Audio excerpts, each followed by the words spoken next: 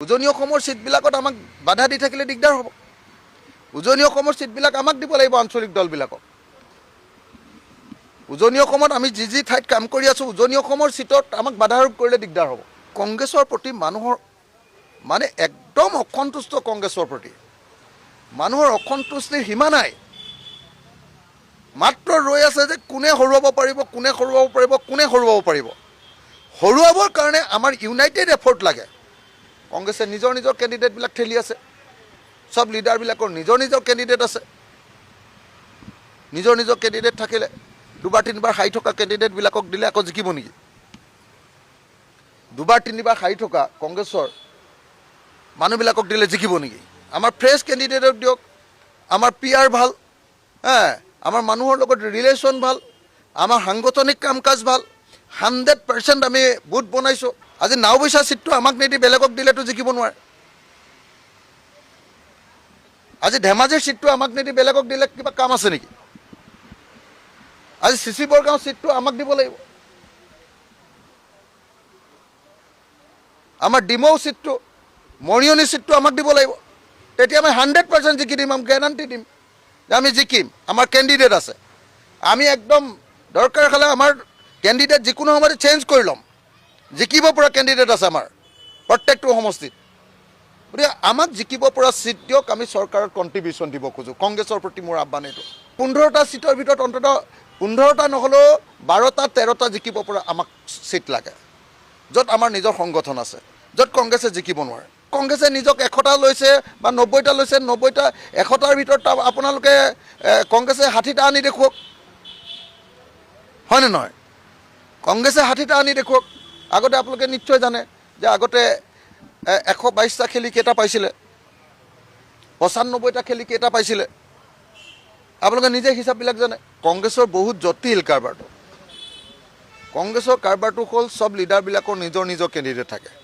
সেইখন প্ৰথমতে জালখন আপুনি ভেদ কৰি যাব লাগিব। সেইখন জাল ভেদ কৰি যোৱাৰ পাছত তাৰ পাছত আহিব আমাৰ গৌৰৱ গগৈৰ কেণ্ডিডেটবিলাক। তাৰপিছত আহিব AICC স্কেনিংবিলাক। তাৰপিছত তাত যদি হাইকমাণ্ডৰো কিবা কথা থাকে তেতিয়াহ'লেতো আপোনাৰ আমাক সেইবিলাক কৰি থাকিবলৈ সময় আছে নেকি কওকচোন? আমাৰ টাইমেই নাই। যিবিলাক কথা দেৱব্ৰত শইকীয়া ডাঙৰীয়াই মানি লৈছিলে, গৌৰৱ গগৈয়েও এগ্ৰী কৰিছিলে। আৰু গৌৰৱ গগৈয়ে নিজে মোক কৈছিলে যে 85% আমাৰ লগত মিল আছে। তাৰপিছত তাৰে গোটেই চিটবিলাক যদি বদলাই দিয়ে কেনেকৈ খেলিম কওক আপুনি? অকল 4টাহে যদি তাৰপিছত দিয়ে আমাৰ নিজৰ মতে। সেইকাৰণে গণ্ডগোল হৈছে। তেওঁলোকে মানে আলোচনাত বহিবলৈ যোৱা মানুহবিলাকৰ নিজৰ নিজৰ কেণ্ডিডেট সংখ্যাগুৰু চিট 10টা বিচাৰিছোঁ। 10টা চিট। 5টাৰ ভিতৰত 3টা ফ্ৰেণ্ডলি বিচাৰিছোঁ। 10টা বিচাৰিছোঁ। এই 10টাত ফ্ৰেণ্ডলি বিচৰা নাই। তাৰ ভিতৰতে আমাক এটাত ফ্ৰেণ্ডলি দিব খুজিছে। আমি ফ্ৰেণ্ডলি বিচৰা নাই।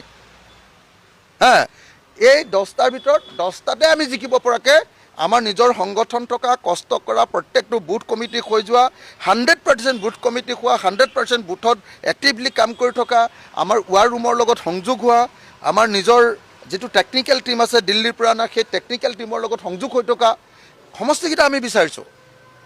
সেই সমষ্টিকেইটা দি দিয়ক। 15টাৰ ভিতৰত 15টা নহ'লেও 12টা জিকি দেখুৱাই দিম। কোনোবাই দিয়ক বা নিদিয়ক, অখিল গগৈ জিকি আহিব, শ্বেৰমান আলী জিকি আহিব, ৰচিদ মণ্ডল জিকি আহিব। কোনে দিয়ে নিদিয়ে সেইবোৰ বাদ দিয়ক। আপোনালোকক ক্লিয়াৰলি কৈছোঁ।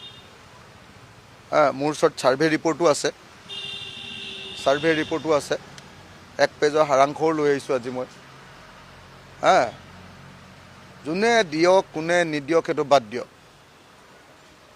আজিৰ দিনটোত 3জন বিধায়ক আছোঁ। অখিল গগৈ শিৱসাগৰত আৰু শ্বেৰমান আলী আছে। যোন আহক, বিজেপিৰ আহক, কংগ্ৰেছৰ আহক, শ্বেৰমান আলী কৰোৱাব নোৱাৰে। আৰু ৰচিদ মণ্ডল আছে। যোন আহক, বিজেপি আহক, AGP আহক, কংগ্ৰেছ আহক, আমাৰ 3জন বিধায়কক হৰুৱাব নোৱাৰে। আপোনালোকে নিশ্চিন্ত হৈ থাকক যে ৰাইজৰ দলৰ এজন প্লাছ 2জন 3জন হৈ গ'ল 26ত। তাৰ পাছৰ একাউণ্টটো কৰি আছোঁ এতিয়া আমি। আশা কৰিছোঁ যে কংগ্ৰেছে বুজি পাব, আৰু বুজি নাপালে আজি সিদ্ধান্ত ল'ম।